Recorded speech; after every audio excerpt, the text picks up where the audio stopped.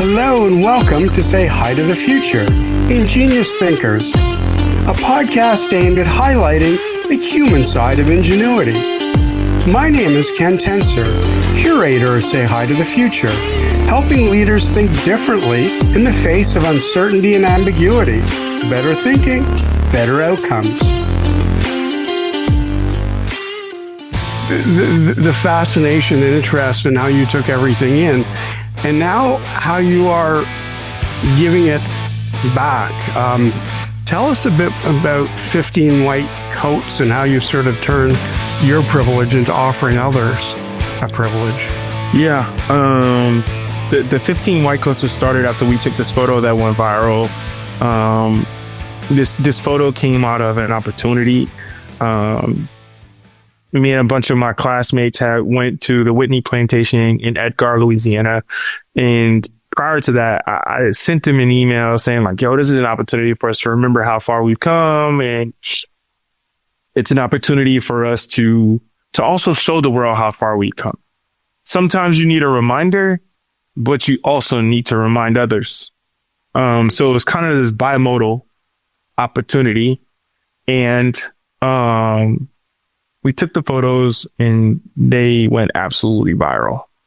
And as a function of them going viral and us getting all this notoriety, I remember me and Sydney Labat, Dr. Sydney Labat and Rachel Turner and a couple of others sitting down and coming to the decision that we could do one of two things.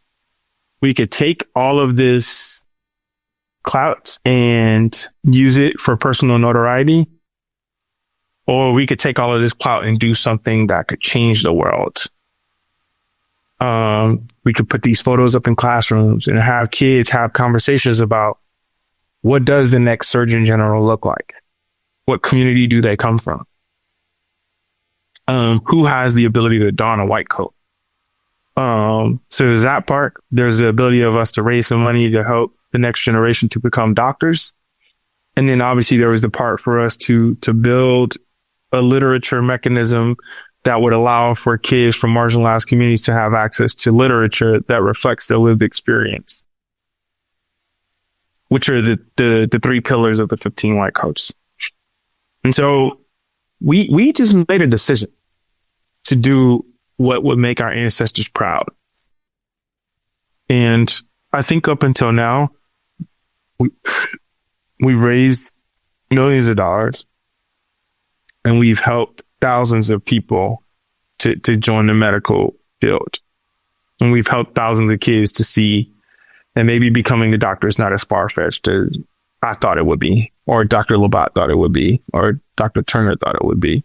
Aki, you're just talking about some of your programs with the youth in Canada and how it ladders up to the United Nations events globally. Tell me, how does it work? Because the UN has obviously a series of pillars or goals or things that it needs or wants to accomplish. Does a country like Canada tap into all of them, choose a select few? How does it work as it sort of disperses around the world? Great question, because even before I started here, I was like, okay, what does the UN association in Canada do?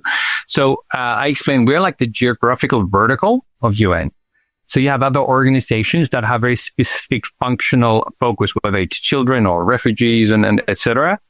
But then each country has its own association that where our kind of primary mission is really to focus on Canada. So making Canada stronger, bringing the UN values and programs alive here in Canada.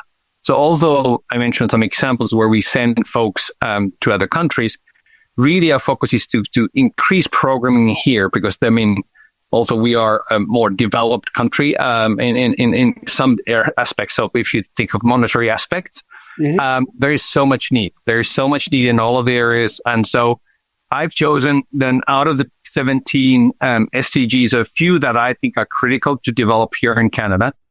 The first one is SDG 5, which is all about gender equity. And that obviously ranges anything from equal pay to gender-based violence, which is a huge problem. And again, bigger problem with marginalized folks. Then SDG 10 is about inequality in general and in societies. And that's why, again, a big focus of ours is making sure that, as I told earlier, everybody can join these programs. So it's more of a cross-cutting theme. But we also said, we work with indigenous peoples up in North and have some great programs there. SDG 13 is climate change. So you cannot not kind of have that as part of the discussion. SDG 16 is about peace and again, those long-term systems. So that's, again, the way I see that my task is to kind of work from grassroots all the way to Ottawa and other kind of halls of power, making sure that it's not just a program which is good, but it actually creates some systematic change. And 17, which is really focused a lot also, is more of a how, which is about innovative partnerships. And I think that was put in there, and I think it's been progress, but I don't think there's enough progress, for example, in Canada to really look at the different players and come together and say, hey, let's solve some of these problems. So that there is a very, I'm not going to call it mainstream, but rising stream of storytelling and storytellers in business today. And you talk a lot about storytelling, and obviously you do it with, I'm not going to say ease, but very well about that. How does that play into what you do and how you communicate or help people build who they are? Yeah, so I am teaching a class this semester for the first time here at Dickinson College, which is a small liberal arts school. The students who come here pay over $80,000 per year for tuition. That's US dollars, but a lot of money.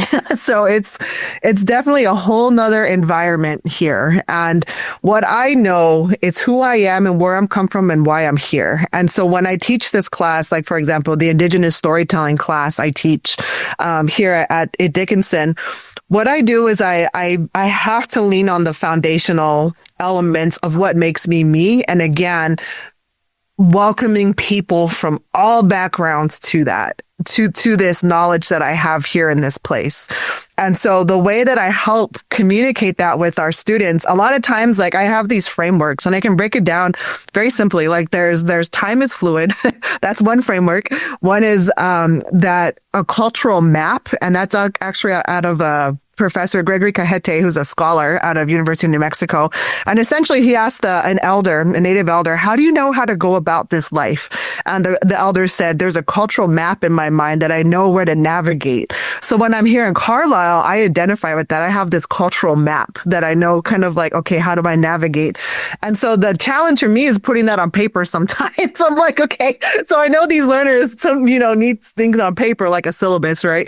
But it really is like, as I describe these frameworks to them, I'm like, you're coming into this way of knowing, right? That I know from my Indigenous community that's over 2,000 miles away from where I'm sitting right now, right? So it's really like helping them methodically think about and really flip how they think about class, right? Like we talked about Indigenous storytellers through children's books, and we looked at, how are narratives shared through children's books, so then after that, we created our own story. I'm like, come with one line, write one sentence on this piece of paper that describes our story for our class. And it's just a powerful book that we created. Yeah, I love that. Contributing one line, so it really is like the premise is our native histories, our living histories. And I'm going to create activities and assignments that help you learn how to navigate this. And so that's kind of some examples of how I help. It is kind of step by step, because I realize we're coming from all different backgrounds. But the premise is though, our native histories, our native living histories. And so I just spring from there. So, Achille, when you actually make understanding AI quite easy, and you did it for me with a notion of two pillars, can you tell me a little bit more about these two pillars, the sort of the revelations that come from them, and how you get organizations to get there, to understand them? Well, that's a big question, and I can tell you this. For me, when I sit down with any enterprise, whether it's a larger enterprise or smaller, the first thing we do is we sit down and we get a sense of where they lie on their maturity level with understanding AI. And with that, we also sit down and look at what their latest strategy is on how their go-to-market is formulated in terms of what they're projected versus how they're doing. That gives me a sense of what type of opportunities are available to this organization versus just saying AI can fix anything. Mm-hmm.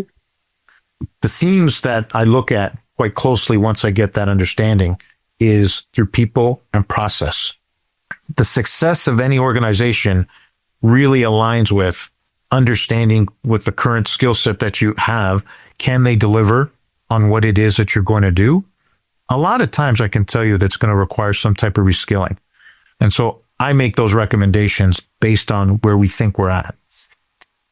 The second part of that, and it takes a little bit longer, is understanding your processes. And understanding your processes from when data is first ingested into your ERP system, if you have one, to when it actually provides an actual insight, whether it's through POS or through a reporting system. We take those processes and we refine them. When we refine them, we underlay that with what type of technology would be used to help provide the business the information, the actionable insights it would need so that it can repeat and rinse day in and day out. Yeah, I think that's a great point. I mean, I look, obviously I'm based in Canada and the North American ecosystem for entrepreneurs. It's not perfect, but it's very strong. There are incubators or places where an entrepreneur can go and discuss and build and grow their idea, learn about financing. There are banks that focus on entrepreneurial loans, many backed by government guarantees to help support you, to regulate the interest rates, obviously. Where is Africa? Because I think you're absolutely right. It's going to be very hard to grow and develop an entrepreneurial ecosystem the way that you want without those supports for each entrepreneur. So where is Africa now on that curve? Is it started? Well, as I said, we have, from African perspective, we have African Free Continental Trade Agreements where countries have come together to reduce all the barriers that have been on international trade, moving goods from one country to another. I can see East African community booming, actually, because through that, we see how the East African countries are doing trade together. We see how maybe, let's say, Kenya is dependent so much on Tanzania in food products and so many materials that are also dependent to Tanzania from Kenya. So we can see the boundaries that are being reduced between the countries. And I feel like with those kind of negotiations between region negotiations, like an ECOWAS, when you talk about Southern African countries, SADC, when you talk about East African community, I feel these type of agreements are the ones that are really going to enhance changes in our community. And also, leave alone that, but infrastructures. We have now the longest railway in Africa. In Tanzania, SGR. So movement of people is movement of trade. So to that, I'd really like to applaud our leaders on that. But then we as citizens, we also have to be really ready for it so that we can see the benefits of it. As I said earlier, we need to educate ourselves. We need to conduct e-commerce businesses. Digitalizations in business sector is really important. Now we can sell our products online, but leave alone that, we need to understand the dynamics of the business economic systems. There's a lot that we need to prepare for, especially in as the developing countries. We didn't get to learn all this in school, so we need to learn and adapt as we're growing. Absolutely. And again, another great insight because, whether you learn in school or through, again, what we call incubators or uses incubators, yeah, some fundamentals from people who've done it are super, super critical. And I say that I teach entrepreneurship in different schools right now, and it kind of opens people's eyes, not just to being an entrepreneur, but to asking better questions if you're working in a larger company. Yeah. Like questions that will push that company to be more innovative. So that type of education, yeah, I'm kind of on board with it. I can't imagine what it would have been like to start an incubator, in an area where it wasn't such a well-known concept or an unknown concept. And it sounds like whatever you are teaching them has really paid off for the local area and the country. So kudos again.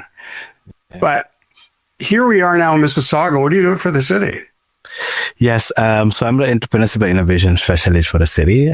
So the city of Mississauga, we're part of the economic development office of the team of the city. In the economic development office, we do have the Invest Mississauga, and then we also have the Idea Mississauga. So the Invest Mississauga, it's the arm of the city that's responsible for the FDI, foreign direct investments. We do a lot of company support from that area in terms of supporting companies to the city and attracting and retaining those companies. So the goal of the Economic Development Office is to really help companies from starting their businesses all the way to scaling within the city. And this is from when you have an idea, then you come to Idea Mississauga, which also has the different programming we have. We have a beautiful space at the Square One Mall. It's called the Idea Square One Entrepreneurship Hub. So it's a really beautiful space. We provide co-working services there as well. In addition to that, we do provide different programming in the city, in different programming in the space. So one of them is Startup Company Plus, for instance. This is a program that provides mentorship, training, coaching, and sometimes with a $5,000 grant for the companies that are a part of the program. And then we have the summer companies. So during the summers, the students get around $3,000 to work on their ideas. They get the mentors, coaching, and all the support that is needed. In addition to that, we do have the Empower Hub program as well. So that's a program that really looking at targeting women entrepreneurs in the space, and these women entrepreneurs that are scaling and they're looking to scale as well. So they get a lot of the coaching, training, and mentorship program as part of the program as well. If you enjoyed this episode and you want to support our show, leave us a review and join our mailing list by visiting www.spyder.works. That's SPYDER.works, and subscribe to our channel. Leave us a comment with who we should interview next. Thank you for listening, and see you all next Friday.